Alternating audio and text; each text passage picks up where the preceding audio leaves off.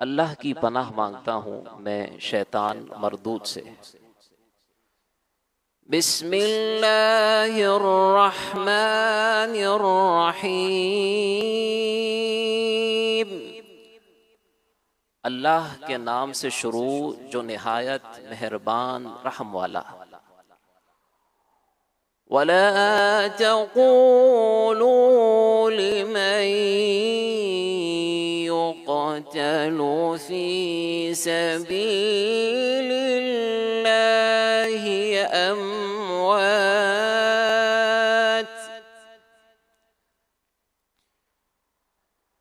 بَلْ أَحْيَاءٌ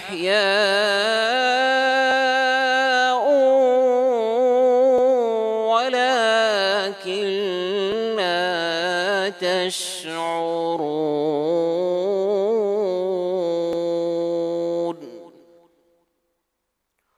آسان ترجمہ قرآن کنز العرفان۔ اور جو اللہ کی راہ میں مارے جائیں انہیں مردہ نہ کہو بلکہ وہ زندہ ہیں لیکن تمہیں اس کا شعور نہیں۔ شان نزول تفسیر تعلیم القرآن۔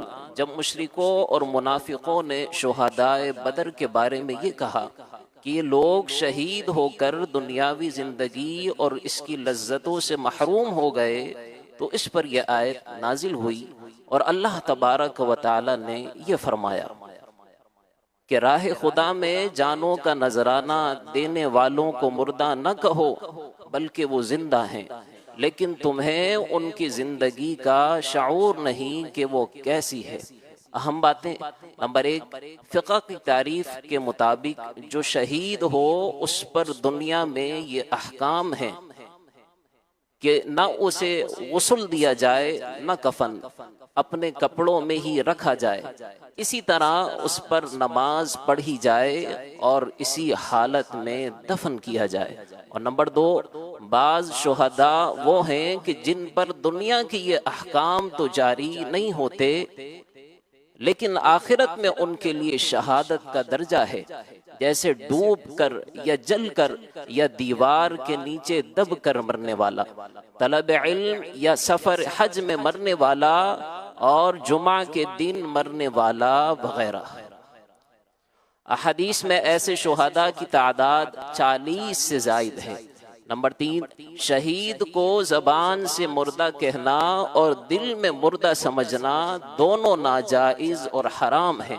نمبر 4، شہید کی حیات کیسی ہے اس کا ہمیں شعور نہیں، اسی لیے ان پر بہت سے شرعی احکام عام میت کی طرح ہی جاری ہوتے ہیں، جیسے قبر، دفن، تقسیم میراث، ان کی بیویوں کا عدت گزارنا، عدت کے بعد کسی دوسرے سے نکاح کر سکنا وغیرہ۔ فضیلت۔ شہادت کے بہت فضائل ہیں۔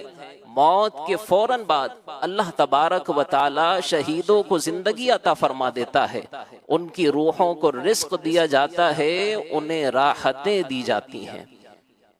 جب شہداء کی زندگی کا یہ حال ہے تو انبیاء علیہم السلام کی بعد وصال زندگی کی شان کتنی اعلیٰ ہوگی جو مقام و مرتبہ میں شہیدوں سے بالا اتفاق بالاتفاق کروڑوں درجے اعلیٰ ہیں۔ وَلَنَبْلُوَنَّكُمْ بِشَيْءٍ مِّنَ الْخَوْفِ وَالْجُوعِ وَنَقْصٍ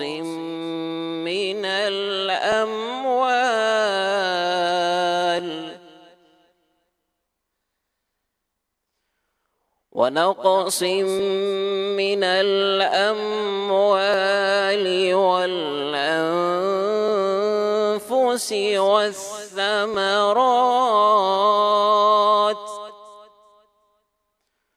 وَبَشِّرِ الصَّابِرِينَ۔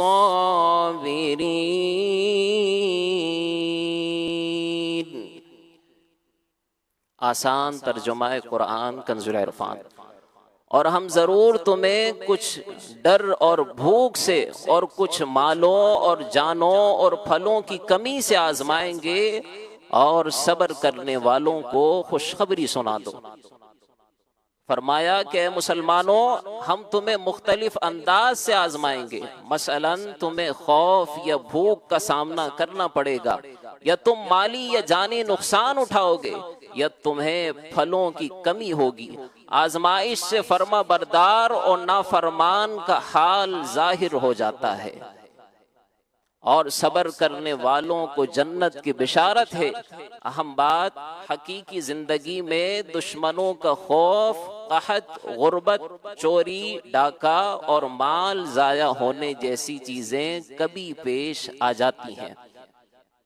یوں ہی بیماری، قتل سے، موت اور آندھی، طوفان، برف باری یا کیڑوں کے حملے وغیرہ سے پھلوں اور پھلدار درختوں کا خراب ہو جانا بھی واقع ہو جاتا ہے۔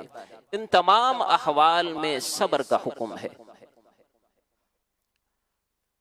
الذین اذا اصابتهم مصیبت قالوا انا للہ وانا الیہ راجعون۔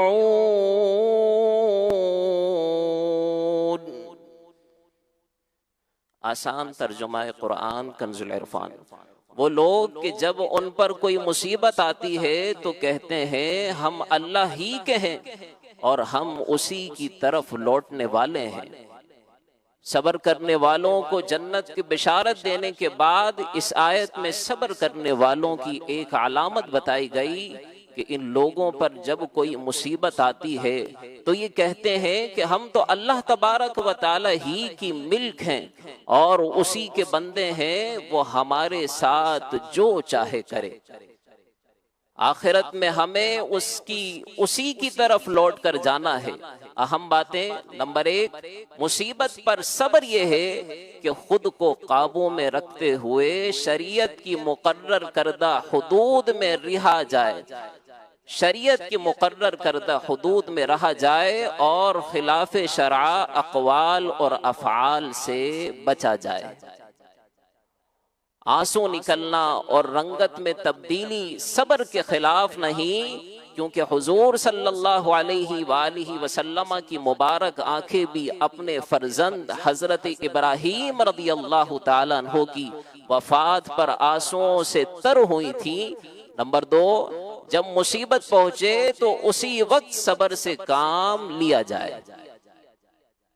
نمبر 3، مصیبت کے وقت انا للہ و انا الیہ راجعون پڑھا جائے کہ حدیث کے مطابق اس سے رحمت الہی کا نزول ہوتا ہے۔